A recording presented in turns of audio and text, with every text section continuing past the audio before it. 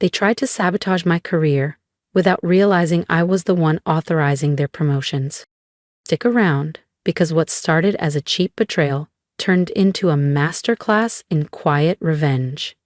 And if you like stories where the underdog turns out to be the boss, hit that subscribe button.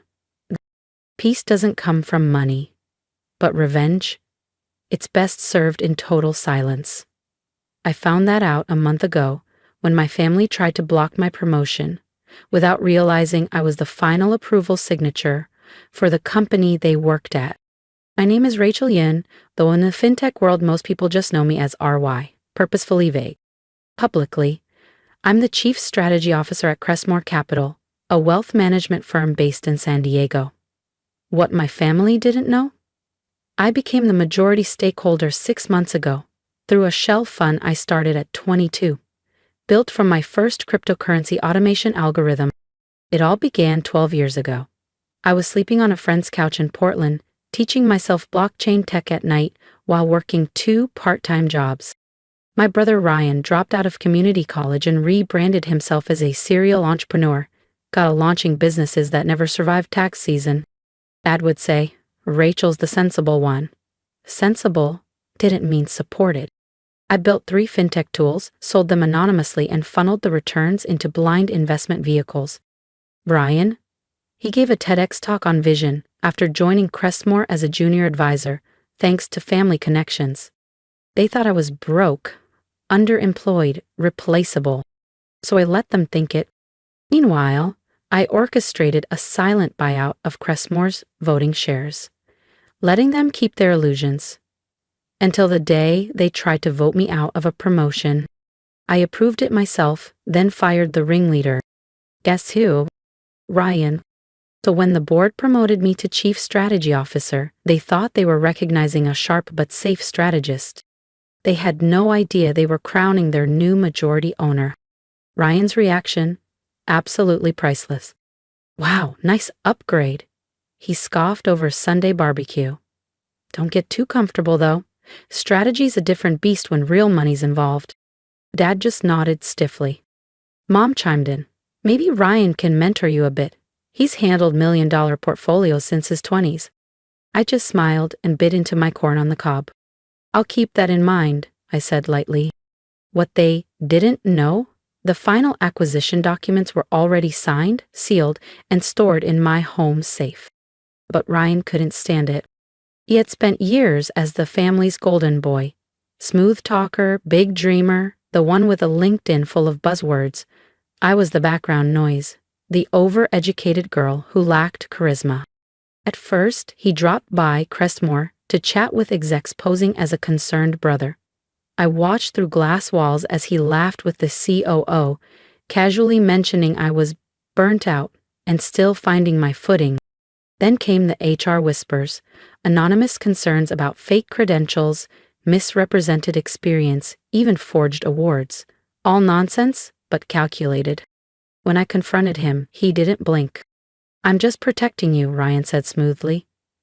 You know how firms get. They love ticking boxes these days. Can't blame you for catching the wave. He leaned in.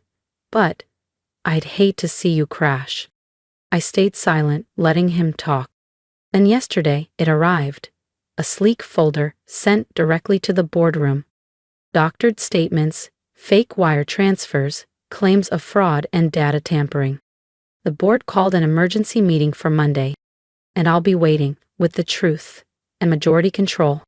Ryan must have caught wind of something through Crestmoor's Salesforce gossip chain, because at last night's family dinner, he was practically glowing. The board wants me in the room tomorrow, he said, smug as ever. Sounds like there's a shakeup coming. Realignment at the top. Mom gasped with excitement. Dad lifted his scotch. About time, he said. No one asked why I hadn't been invited to this so-called realignment meeting about my own division. But what they didn't know? I'd spent the entire night assembling a full report, cataloging every whisper, every forged email, every backdoor manipulation Ryan had attempted over the past 3 months. And this time, I was including one document he never saw coming, Crestmoor's updated ownership ledger. Tomorrow, they'd learn who really owned the company. If you think Ryan's gonna walk away from this untouched, subscribe. Because the next chapter, it flips everything. I wasn't angry anymore. I wasn't hurt either. I was ready. Sitting in my office with a folder of evidence organized down to the font size, I saw it clearly. Ryan's takedown attempt wasn't a threat. It was a spotlight, an opening to finally rewrite my own reputation and remove him for good. The board meeting was scheduled for 9 a.m. sharp. They thought I'd be the one under review.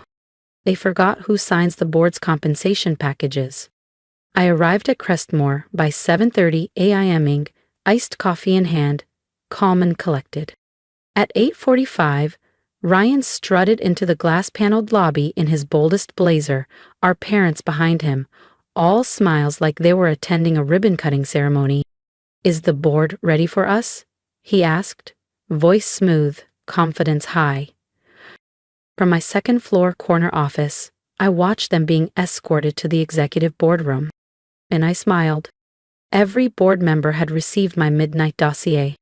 If you've ever waited for the moment when truth walks in and masks fall off, don't miss what happens next. Hit that subscribe button, and I'll take you inside the boardroom, where everything changed.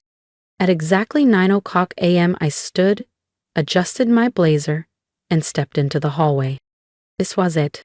If you've ever been overlooked, underestimated, or told to wait your turn, don't blink. Hit that subscribe button, because what happens next is the moment I stopped waiting. I'm to lead.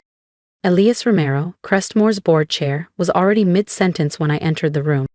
"These allegations against Miss Yoon are quite serious." "Sorry I'm late," I said smoothly, taking the seat at the head of the table without hesitation. Ryan turned, stunned. His smug expression cracked, instantly. "Rachel, this is a closed session," he snapped. "You weren't invited." I folded my hands calmly. Actually, I was never uninvited. It's hard to run a board meeting without the company's principal owner, wouldn't you agree? Silence. Ryan's face paled. Mom blinked as if trying to clear fog. Dad's mouth twitched, caught between shock and denial. "What are you even saying?" Ryan scoffed. "Crestmoor is publicly owned." "It was," I said, nodding toward Elena, my assistant, who stepped forward with a black folio and began distributing documents.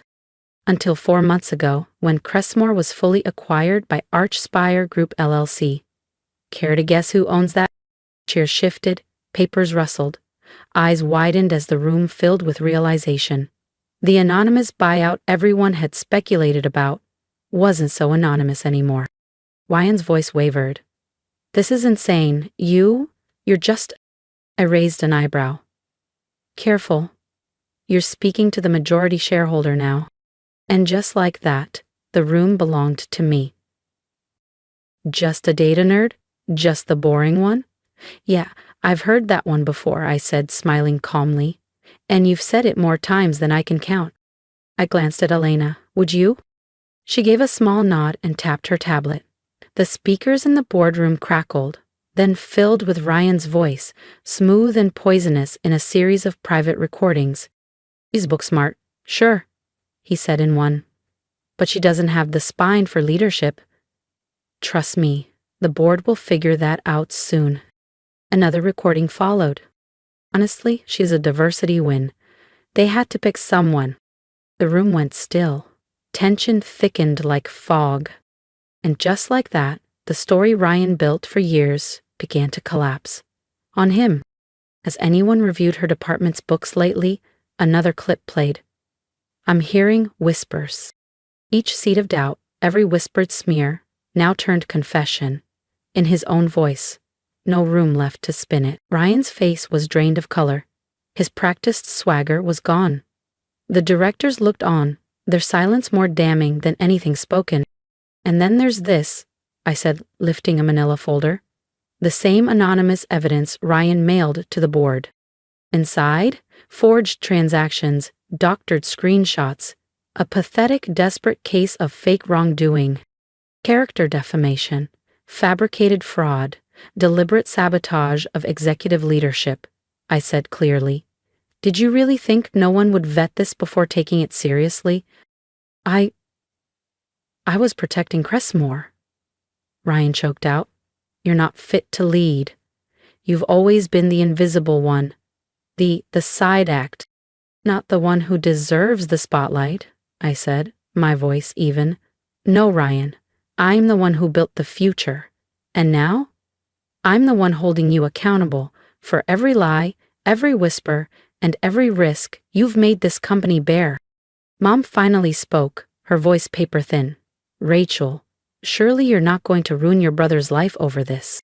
As if he didn't try to ruin mine, I turned to her, my voice steady. As if you didn't walk in here expecting to watch me crash? Dad lifted a hand halfway, hesitant. We were just here to support Ryan. No, I said, locking eyes with him. You were doing what you've always done, betting on the wrong child. I faced the board and stood tall. Apologies for the tone of this meeting, I said, voice measured, but I needed every member of this board to see what's really at stake. Mr. Ryan Yoon has knowingly crossed ethical and legal lines in a coordinated attempt to undermine my leadership. A beat of silence. This wasn't just an attack on me. It was an attack on Crestmoor's integrity and its future. Elias Romero, the board chair, cleared his throat. Miss Yoon, what action are you requesting? I said, folding my hands calmly. First, I request that all accusations against me be formally dismissed, based on verified documentation and audio recordings. Second, I move for immediate disciplinary action against Mr. Yoon for corporate misconduct. I paused, then continued. I also ask that a formal report be delivered to Ryan's licensing board and current financial affiliations, complete with supporting materials. His behavior must have professional consequences. You can't, Ryan said hoarsely, his voice cracking. You'll ruin everything I've worked for. Like you tried to ruin mine? I said, not raising my voice. The difference is, I brought proof. You brought fiction. I turned once more to the board. Lastly, I request that Ryan Yoon and both of our parents be permanently banned from Crestmoor Capital property. Any attempt to contact employees or interfere with operations should result in immediate legal action. Rachel, please, Mom cried, tears streaking through her foundation. We're still family. I let out a quiet, bitter laugh. Family celebrates your wins. Family lifts you up when you're down. Family doesn't try to erase your legacy out of jealousy. I slid one final folder across the conference table, its gold embossed cover reflecting the overhead lights. This, I said evenly, is the acquisition agreement from my first fintech company. I sold it for $50 million, 0 cents, when I was 27. The second, a blockchain auditing platform, went for $180 million, 0 cents, just 2 years later. I turned to Dad, holding his gaze. I could have bought that oceanfront golf membership you always wanted. Could have covered every one of Ryan's failed ventures without blinking. But I didn't. They stared down at the paperwork in silence, watching, wordlessly, as the numbers rewrote everything they thought they knew about me. I stayed quiet, I said, because I needed to see who stood with me when they believed I had nothing. I glanced at Ryan. You all failed that test. He looked stunned. You're destroying my career, he whispered. No, I replied. You destroyed it the day you tried to sabotage mine. The only difference is, I have the proof. You have the guilt. I gathered the folders calmly and stood. This meeting is officially adjourned, I said to Elias. Please make sure the full record is secured. Then I turned to them. Ryan, Mom, Dad, security will see you out. Wait, Ryan called out, his voice cracking as I neared the door. Please. I was jealous. I couldn't stand that you were finally winning. His words were soft, desperate. We can fix this, right? We're still family. I paused at the doorway, turned back once, slowly. Do you know what separates us, Ryan? He looked up, eyes wet, pride gone. When you thought I was struggling, you kicked me lower. And when I was finally thriving, I stayed silent, just so you wouldn't feel small. I let out a slow breath. That's the difference between building something real and playing pretend with borrowed status. The weeks that followed were revealing. Ryan was terminated within days.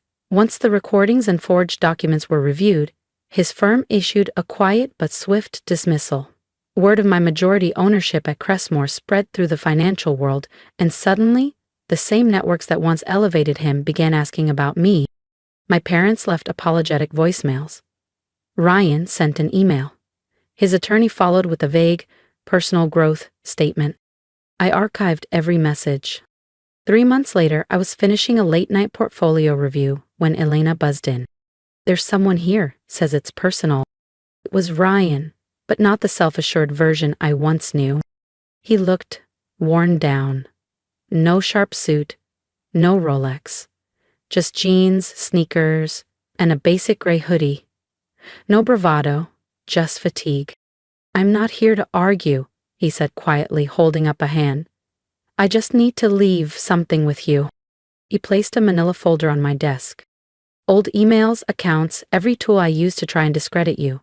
I'm forwarding copies to the board, too. No spin, no damage control.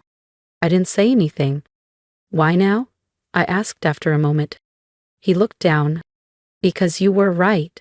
You were building something. I was imitating it and resenting you the whole time. He turned to leave, then paused at the door. I'm starting over.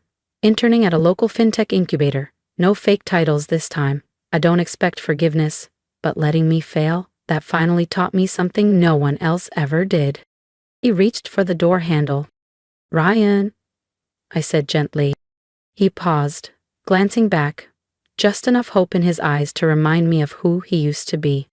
Send me your resume in a year, I said, soft but firm. Not for leadership, I added.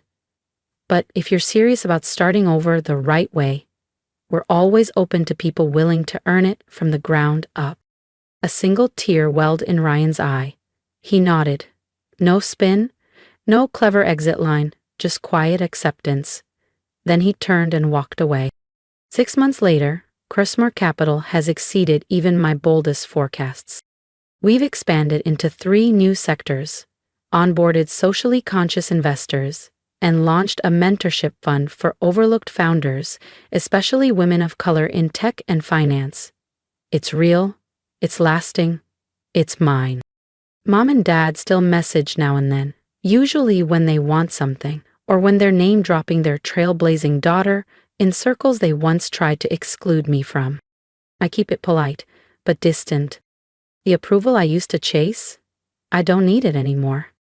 The corner office they said I'd never earn looks out over the San Diego harbor. Some nights, I sit by the glass as the sky turns gold, thinking about betrayal, patience, and the strange gift of being underestimated. Last week, I got a holiday card. No apologies, no guilt trip. Just a handwritten note from Ryan. You didn't win because of us. You succeeded in spite of us. I'm finally learning how to build for real. Maybe that's the truest form of power. Not loud, not vengeful, but earned. Undeniable. Thank you for listening, for seeing me when those closest to me didn't. Now I want to hear from you. Have you ever been the quiet one? The invisible one? What would you have done? Comment below, share your truth. And don't forget to like and subscribe. Not just to follow my next move, but to reclaim your own. Because success isn't about proving others wrong. It's about finally proving yourself right.